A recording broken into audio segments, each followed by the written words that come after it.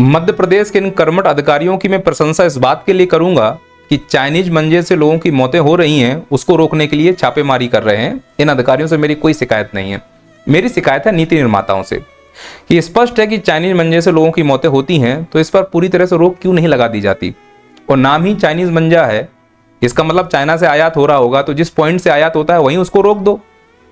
पर आयात करने वाली कंपनी से तुमने चंदा लिया हुआ है, वहां तुम उसे रोकोगे नहीं। वो अगर भारत में बन रहा है तो जो कंपनियां बना रही उनसे भी तुमने चंदा लिया होगा, उनको भी नहीं रोकोगे। तो आयात भी हो गया, बन भी गया, दुकानदारों के पास आया, ये बेचारे गरीब ना तुम्हें चंदा दे पाते हैं ना टैक्स दे पाते हैं, तो ऐसे ही अधिकारियों को भेजकर उनको परेशान करो।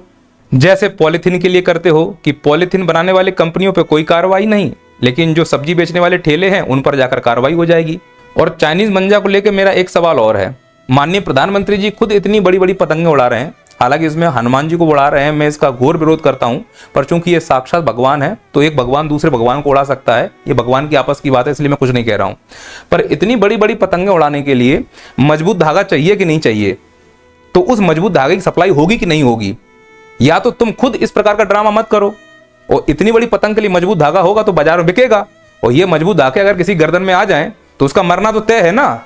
तो शुरुआत तो आप ही ने की है, वो कार्रवाई भी आप करवा रहे हो, तो इस हिसाब सबसे पहले तुम्हारे ऊपर कार्रवाई होनी चाहिए। अरे देश को तुमने सर्कस बना दिया है, और हम भारतवासियों को समझा है बंदर। तुम बन गए हो मदारी, डमरू बजाओगे हम नाचेंगे, और हम गधे हैं कि तुम्हारे डमरू पे हम बंदर की तरह नाच भी रहे हैं, कुछ नहीं कहते किसी से, सुन लेते हैं, चले जाते हैं, मर जाते हैं और मर रहे हैं।